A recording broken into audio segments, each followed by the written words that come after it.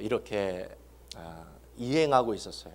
초대교회의 예배 중에 한 순서가 어떤 것이 있었냐면 침묵의 기도라는 것이 있습니다. 침묵의 기도. 우리도 한번 침묵의 기도를 한번 같이 해봤으면 좋겠습니다. 우리 두 눈을 감고 그냥 눈만 감으시면 안 되고 그 눈을 감는 중에 생각과 상상 가운데 예수님을 한번 그려보는 거예요. 예수님의 얼굴. 여러분들이 그 마음속에 예수님의 얼굴을 그리면서 그 예수님을 바라보는 시간을 한번 갖기를 원합니다. Close eyes. 한번 눈을 한번 다 감아 주십시오. 눈을 감아 주시고 이 시간에 잠시 우리 예수님의 얼굴을 바라보며 잠시 침묵의 기도를 드리겠습니다. 우리 같이 기도하겠습니다.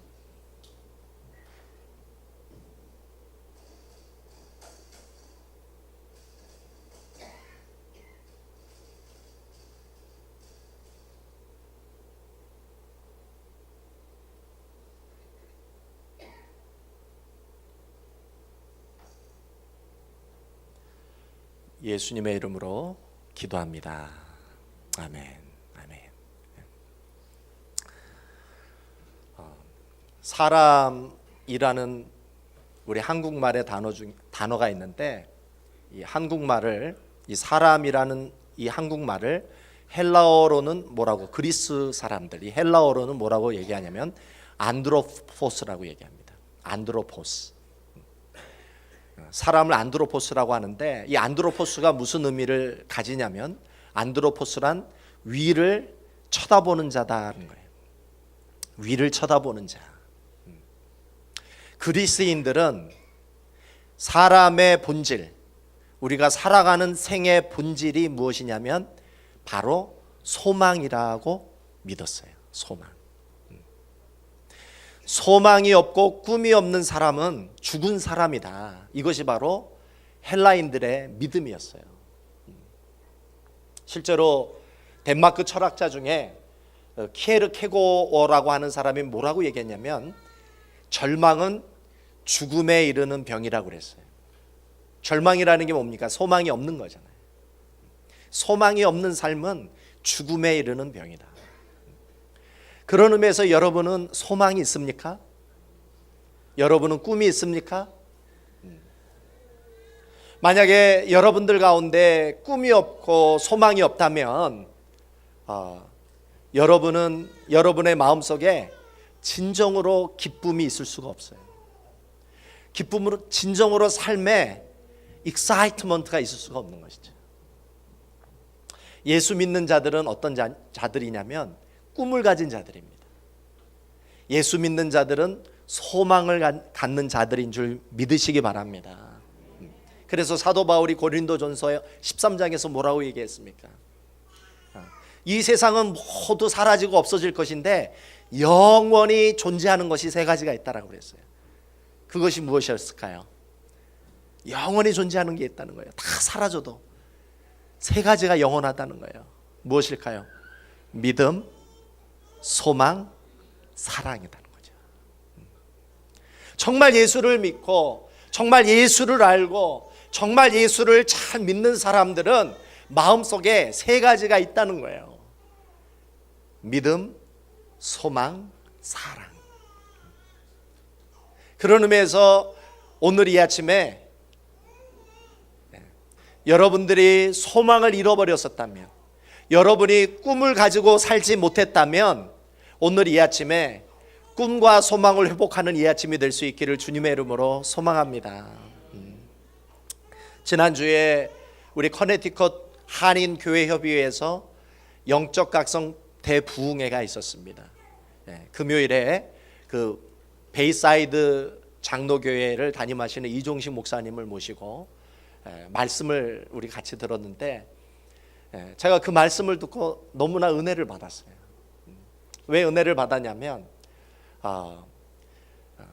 이분의 삶 속에서 힘들고 어렵게 사는 자신의 그 어린 시절 가운데 하나님이 주신 그 소망을, 그 꿈을 포기하지 않고 마음속에 간직했더니 그게 현실이 되더라는 거예요. 하나님이 내 마음속에 주신 소망과 꿈을 하나님이 이루시더라는 것이죠. 그 말씀을 듣는데 너무 큰 은혜를 받았어요. 특별히 이 목사님이 그 부모님을 따라 이민으로 왔는데 브라질로 왔다는 거예요. 처음에는 아르헨티나로 왔다가 1년 만에 이제 브라질 상파울로로 이렇게 이민이 왔는데, 그 당시만 해도 그 봉제 일이 의사나 변호사 월급보다 더 많았대요. 그래가지고 아버지가 그 목사님을 공부를 안 시키고 봉제를 시킨 것입니다. 그래서 이제 이분이 아버지를 따라 열심히 봉제일을 했대요. 오버라크도 하고 또 소잉도 하고 이렇게 열심히 이렇게 하는데, 어느 날 친구가 예수를 믿는 교회를 다니는 친구가 전도를 했대요, 이 목사님을. 그래서 봉제일을 열심히 하다가 어느 날 친구가 교회를 다니자고 해가지고 교회를 갔더니 이분이 그 교회를 갔다가 예수님을 만났어요. 예수님을 영접한 거예요. 그래서 이분이 봉제일을 하면서 예수를 믿게 됐는데, 예수를 믿고 예수님을 영접하고 6개월이 지나서 친구가 기독교 100년사라고 하는 책을 줘서 그것을 친구들하고 같이 읽다가 그 기독교 100년사라는 책을 읽다가 하나님의 콜링을 받은 거예요. 주의 종으로 콜링을 받은 거예요. 선교사들이 그 핍박과 순교와 어려움 가운데 예수를 증거하는 그 모습을 그 책으로 읽으면서 너무나 감동이 되는 거예요. 예수님을 위해 살아가는 그 선교사들의 삶을 통해서 이분이 하나님의 음성을 듣는데, 나는 네가 나의 복음을 증거하기를 원한다. 너는 너의 인생을 통해 예수를 증거하는 자가 되기를 원한다라고 하는 하나님의 콜링을 받은 거예요. 부르심을 받은 거예요. 그래서 이제 이분이 이제 목사가 되어야 되겠다고 생각을 하고 봉제일만 하신 것이 아니라 이제 학교를 다녔어요. 학교를 다니면서 열심히 봉제일을 했는데, 이제 20살이 돼서 이분이 어떻게 미국 LA까지 오게 되셨나 봐요. LA까지 이제 왔는데, 그때도 이제 가난했기 때문에 학교를 다닐 수가 없었대요. 대학을 다닐 수가 없어서 이분이 어렸을 때부터 했던 이제 봉제일을 20살 때도 했다는 거예요. 열심히 이제 봉제일을 하는데, 이분이 이제 오랫동안 이 봉제일을 했기 때문에 뭐 기술자가 된 거예요. 생각을 하지 않고 이 봉제가 되는 거죠. 그런데 이분이 삶이 어렵고 돈을 벌어야 되기 때문에 봉제일을 했지만 늘 이 생각 속에서는 하나님이 주신 그 소망을 품고 생각을 했다는 거예요. 만민을 다니며 온 천하에 사람들에게 복음을 전하는 그 생각을 봉제일을 하면서 하게 됐다는 것이죠. 손하고 이제 생각이 따로 움직이기 시작을 하는 것이죠. 그렇죠? 봉제일을 해도 그 소망을 계속 생각을 하는데, 얼마나 그 봉제일을 하면서 그 생각에 몰두를 했던지 봉제를 하다가 자기도 모르는 사이에 복음이 그냥 선포가 되더라는 거예요, 입에서. 그 옆에서 이제 같이 봉제를 하던 아줌마들이 갑자기 이 목사님이 봉제를 하다가 이상한 복음을 딱 선포를 하니까 갑자기 봉제를 하다가 딱 놓고 얘기를 하는 거예요. 너 뭐라고 그랬어? 이게 자기도 모르는 사이에 자신의 그 생각이 나오는 거예요. 자기도 모르는 사이에 늘 가슴속에 품고 가지고 생각했던 그 소망이 입에 표현이 되는 거예요. 그렇게 해서 이제 이분이 늘 그 하나님이 주신 그 소망과 꿈을 품고 이렇게 생각하며 살고 있는데, 놀라운 것은 하나님이 그 마음속에 주신 소망이 이루어지더라는 거예요. 이루어지더라는 거예요. 도저히 공부할 수 없는 그 상황 속에 하나님께서 필라델피아에 있는 웨스트민스터 티올로지컬 세미너리에 하나님께서 보내주시고 거기서 공부를 하게 해주시고, 그리고 하나님이 또 베이드 사이드에 교회를 개척하게 해주시고, 그렇게 해서 지금 개척한 지 26년이 되셨다는 거예요. 놀라운 사실은 뭐냐면 하나님이 그 마음속에 주셨던 그 꿈, 온 천하를 다니며 만민에게 복음을 전하는 그 삶을 지금 자기가 살고 있더라는 것입니다. 할렐루야. 그러면서 이분이 이렇게 말씀을 하시는 거예요. 뭐라고 말씀하셨냐면 우리가 지금 처해 있는 조건이 중요한 것이 아닙니다. 내가 지금 살고 있는 환경이 중요한 것이 아닙니다.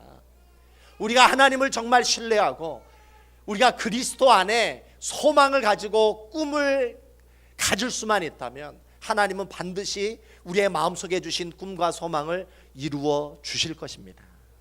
이렇게 말씀을 하십니다.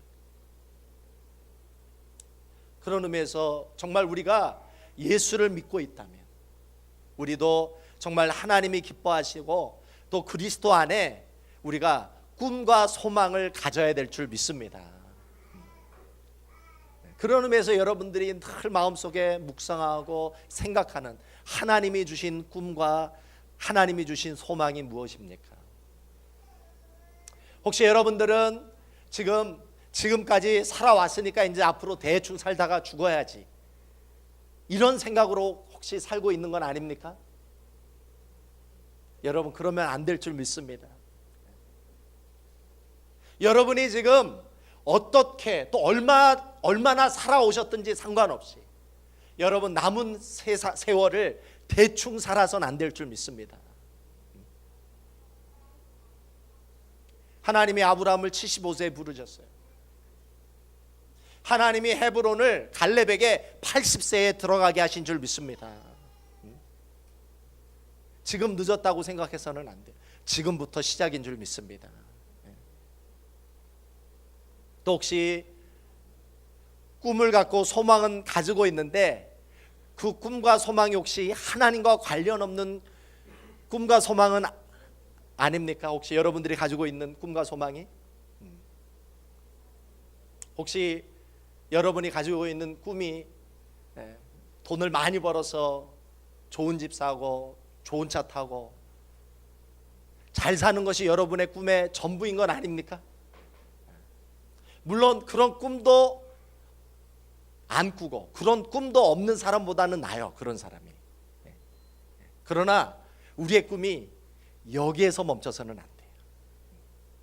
물론 여러분이 주님을 열심히 믿으면 하나님이 여러분들을 부욕해 주실 줄 믿습니다. 언젠가는 여러분에게 좋은 집도 주실 줄 믿습니다. 언젠가는 여러분들에게 좋은 차도 사게 해 주실 줄 믿습니다. 그러나 우리의 꿈이 여기서 멈춰서는 안 되는 거예요. 우리의 꿈이 사라져버리고 없어져 버릴 것에 대한 꿈과 소망으로 멈춰서는 안 돼요. 그 이상이 되어야 되는 거예요. 우리의 소망과 꿈이 영원한 것이어야 될 줄 믿습니다. 이 땅이 사라져도 사라지지 않는 하늘의 것이 되어야 될 줄 믿습니다. 그 꿈과 소망이 그리스도 안에 있는 것이어야 되고 그것이 바로 하나님이 기뻐하시는 꿈과 소망이어야 할 줄 믿습니다. 그러면 우리는 어떻게 하면 정말 그리스도 안에 영원한 소망, 영원히 사라지지 않을 가치, 영원히 사라지지 않을 꿈을 품고 또 그것을 우리가 경험하며 체험하며 또 그것을 실현하는 하나님의 복을 받을 수 있을까? 오늘 본문에 굉장히 중요한 두 가지 원리가 나와 있습니다. 우리가 그리스도 안에 소망을 갖고 꿈을 갖고 그 꿈을 이루시는 하나님을 우리가 경험하기 위해 가장 중요한 것은 무엇이냐면 우리는 하나님의 임재를 체험해야 됩니다. 하나님의 영광을 체험해야 됩니다.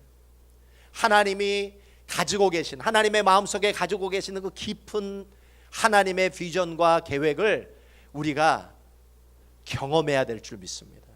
우리 한번 오늘 본문 시편 146편 1절 2절을 같이 한번 읽어보겠습니다.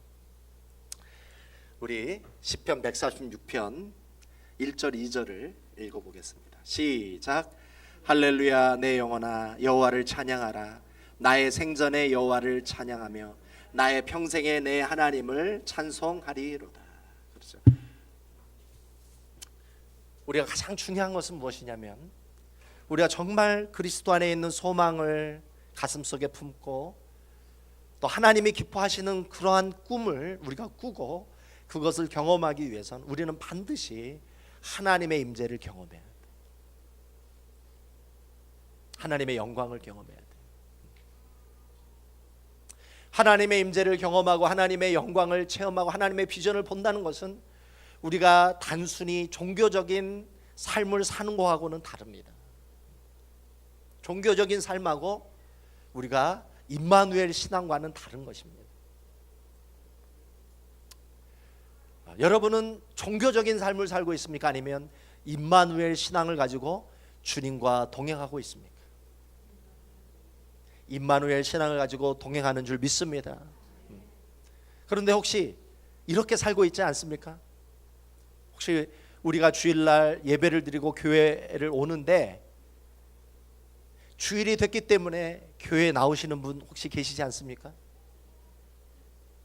시간이 됐기 때문에, 교회 갈 시간이 됐기 때문에 혹시 오시는 분 계시지 않습니까?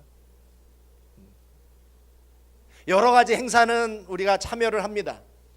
교회 여러 가지 행사는 참여를 하는데 기도는 가끔 하는 거 하시는 분 계시지 않습니까? 기도 가끔 하시는 분.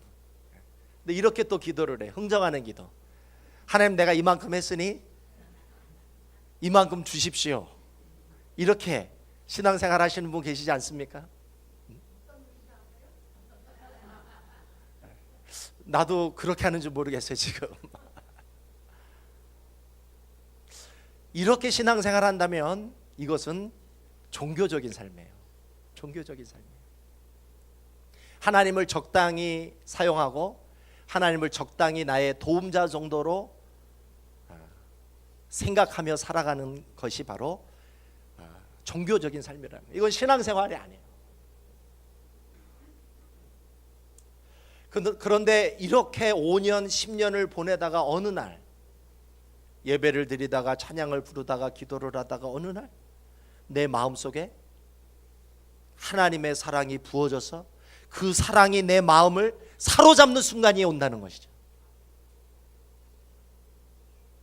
어느 날 설교를 늘 듣기는 듣는데 설교를 듣다가 늘 좀 졸기도 하고 설교를 한 5분 듣다가 이건 재미없을 것 같은데 딴 생각을 하다가, 그렇죠? 이렇게 설교를 듣다가 어느 날 그 설교가 나에게 주시는 말씀으로 들리기 시작을 하는 거예요. 그리고 어느 날 내 마음속에 하나님이 말씀하시는 음성을 듣는 순간이 와요. 내가 이전에는 경험할 수 없었던 하나님의 영광을 내가 경험하는 순간, 그 사람은 이제는 평범한 삶을 살 수 없는 줄 믿습니다. 평범한 삶을 살 수 없어.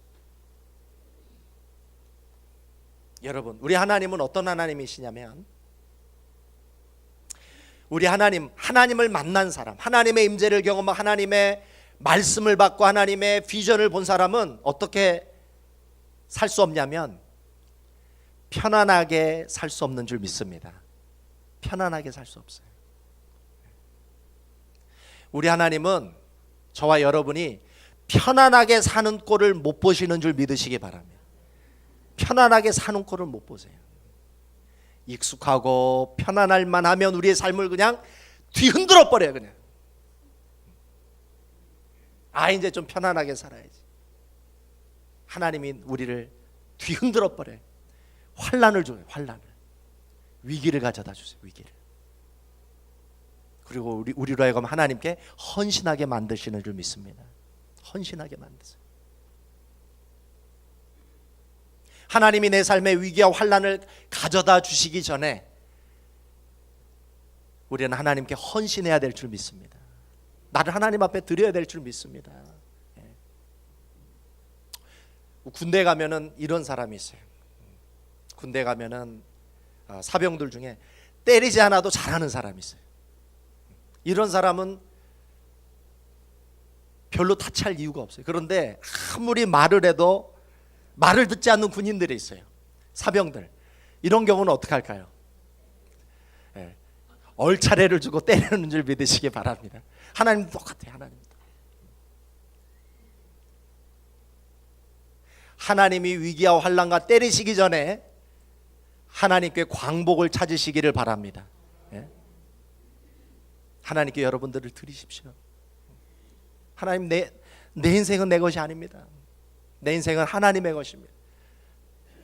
하나님의 뜻대로 내 인생을 사용하여 주시옵소서. 자신을 드리실 수 있기를 바랍니다. 그럴 때 비로소 그리스도 안에 소망을 가질 수가 있어요. 바로 그러한 사람에게 하나님이 약속을 주시고 말씀을 주시고 비전을 주시는 줄 믿습니다.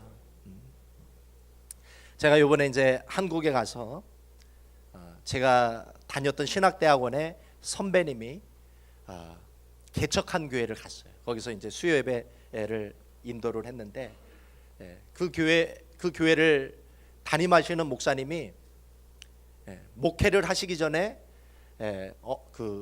한 대학의 시각 디자인과 교수였어요.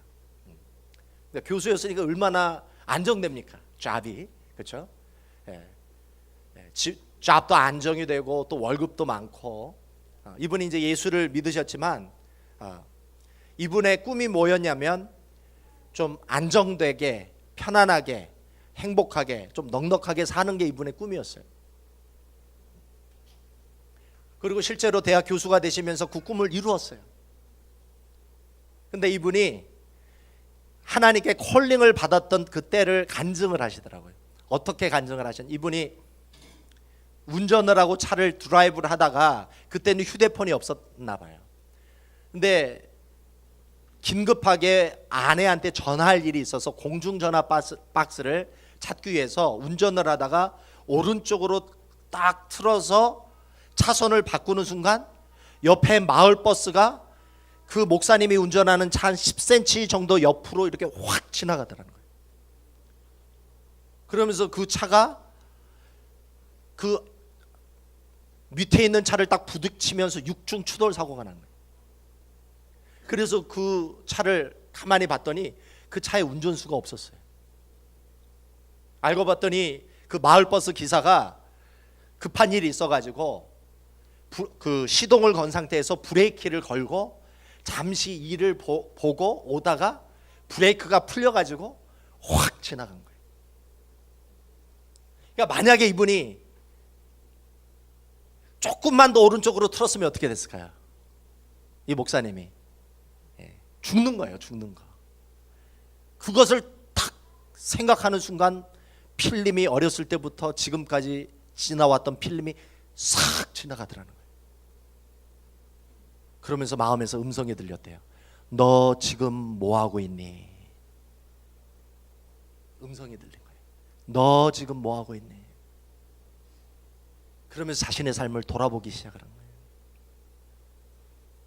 자기가 예수를 믿고 교회는 다니는데 자기가 마음속에 품었던 소망, 자신이 마음속에 품었던 꿈이라는 것이 하나님과 전혀 관계없는 꿈을 꾸고 소망을 가지고 살고 있는 것을 발견한 거예요. 하나님이 그 목사님을 깨닫게 하시기 위해서 그 사건을 하나님께서 만드신 것이죠. 만드신 것이죠. 물론 많은 사람은 그러한 사고와 그러한 음성에도 불구하고 그 음성을 무시하고 그냥 자기 길로 가는 사람들도 있습니다. 그런데 이 목사님은 이 음성에 반응할 수밖에 없었다는 거예요. 이 땅에서 편안한 삶, 행복한 삶, 넉넉한 삶, 그것이 전부가 아니라, 그것이 하나님이 나에게 원하시는 삶이 아니라는 것을 이분이 깨닫게 됩니다. 그래서 지금까지 살아왔던 삶의 방향을 이분이 다시 돌아보고 다시 그 방향을 재조정할 수밖에 없었다. 그래서 이제 이분이 하나님 앞에 기도했대. 하나님, 내가 지금까지 추구했던 이 삶을 이제 내려놓고 주님이 기뻐하시는 삶을 살기를 원합니다. 그래서 이분이 복음과 선교에 헌신하기 시작을 했어요. 지금 이제 대학 교수를 내려놓고 이제 교회를 개척을 하셔서 목회를 하시는데, 제가 이제 목회하시는 이야기를 들어보니까 한 1년에 한 3번 정도 인도네시아, 그 세계 최대의 무슬림 국가 인도네시아의 한 서민 니아스와 나갈랜드에 선교를 다녀오신다고 합니다. 그 힘든 그 영혼들을 위해 영성 훈련을 시켜주고 농업 훈련을 시켜주는 그러한 일에 자신의 삶을 드리고 헌신한다는 얘기를 듣고 굉장히 많이 은혜를 받았어요. 사랑하는 성도 여러분, 우리도 마찬가지입니다. 하나님은 여러분들에게 하나님의 마음속에 있는 그 깊은 하나님의 비전과 계획을 나누기를 원하십니다. 그리고 여러분들이 그 비전과 그 소망을 가슴에 품고 하나님이 기뻐하시는 그 비전에 여러분의 삶을 헌신하시기를 원하시는 줄 믿으시기 바랍니다. 우리 중앙교회도 바로 이러한 하나님의 꿈과 하나님의 비전을 가슴에 품고 여기에 자신을 헌신하는 주님의 귀한 백성들이 새벽 있을 것 같은 주의 청년들이, 주의 백성들이 일어나기를 주님의 이름으로 소망합니다.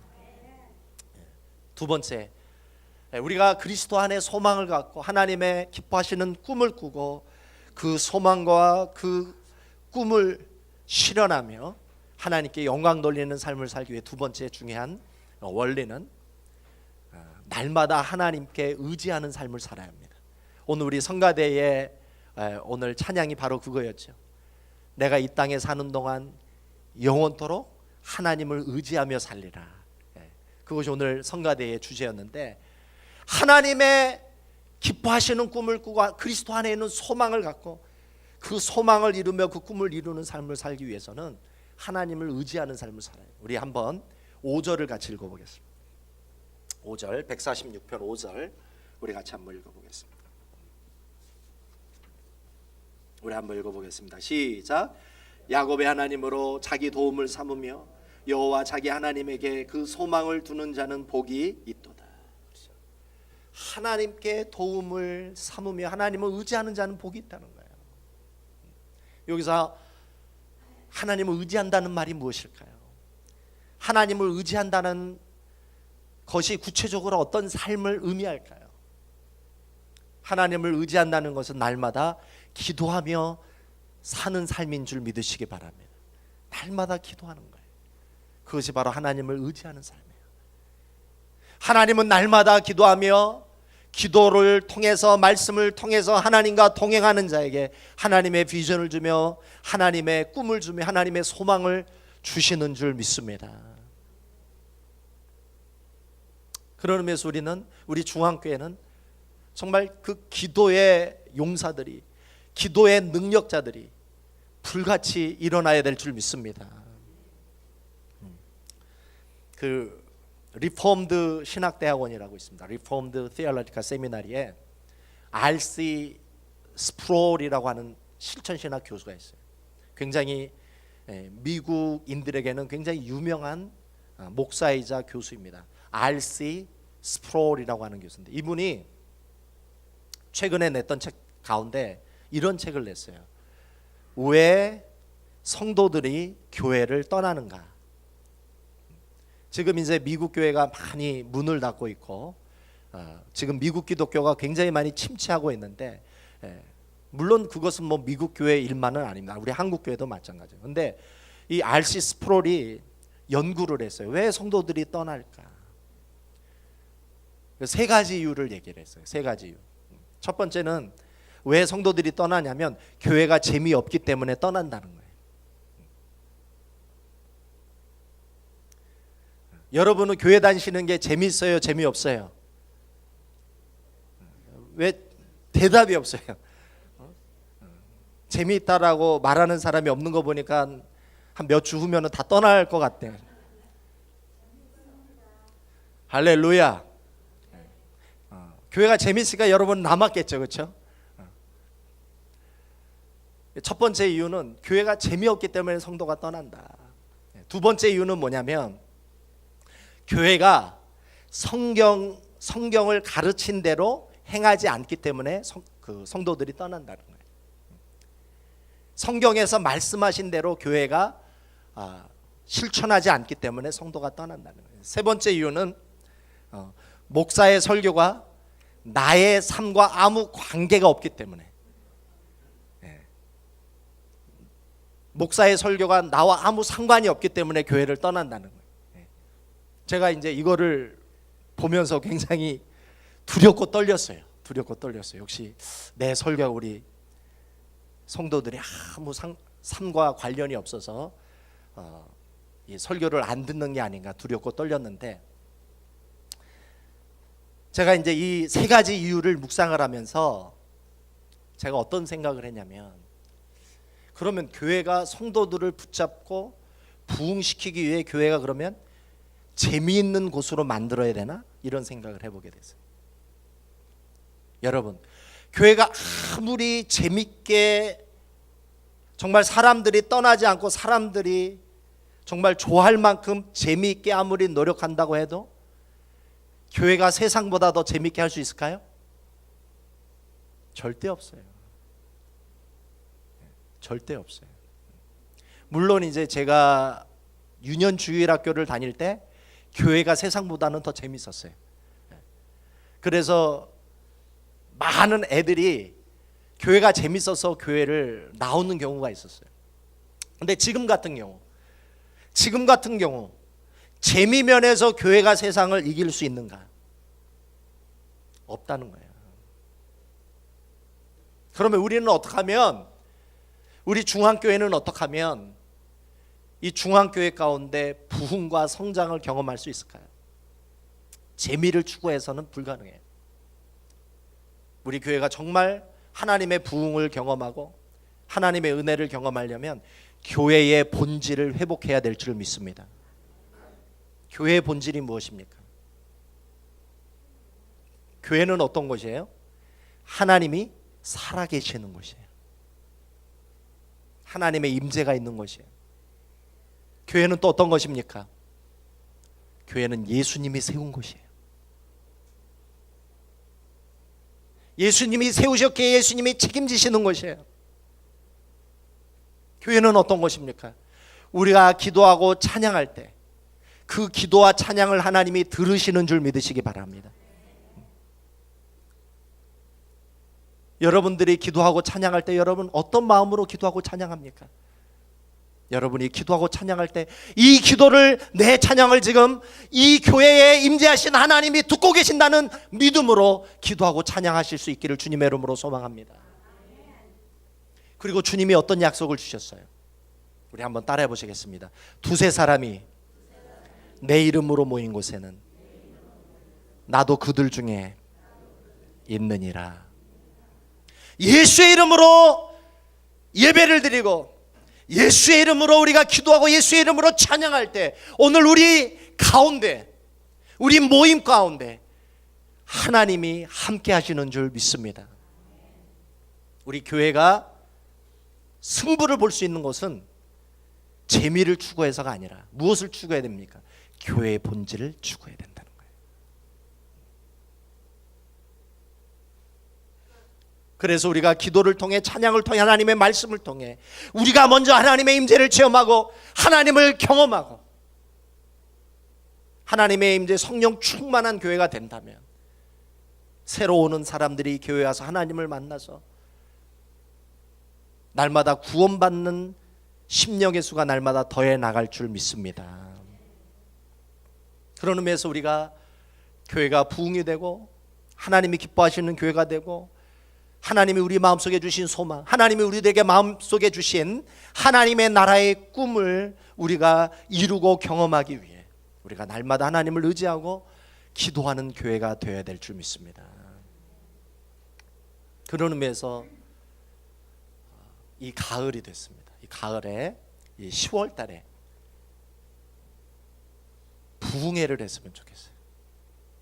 부흥회. 근데 이 부흥회는 부흥 강사를 초청해서 2박 3일로 하는 부흥회가 아니에요. 그런 부흥회는 2박 3일 동안은 은혜가 되는데 부흥회가 끝나면 다 제자리로 돌아가요. 그런 부흥회 말고 새벽 부흥회를 했으면 좋겠어요. 20일 동안 10월 2일부터 10월 21일 토요일까지 20일 동안 우리가 새벽에 나와 하나님 앞에 찬양하고 부르짖으며 하나님 나를 만나 주시옵소서, 하나님의 영광을 다시 경험하게 하여 주옵소서, 하나님의 음성을 듣기를 원합니다, 내 안에 하나님의 꿈과 비전을 회복하게 하여 주시옵소서. 다시 그 하나님을 만나는 부흥이 우리 안에 다시 경험될 수만 있다면 우리 안에 놀라운 부흥이 이루어지게 될 줄 믿습니다. 10월 2일부터 월요일부터 21일 토요일까지 새벽 기도 부흥회를 여러분 헌신할 수 있기를 주님의 이름으로 소망합니다. 오시기만 한다면 새벽 6시, 원하시면 새벽 5시에 시작할 수 있어요. 오실 수만 있다면 새벽 5시.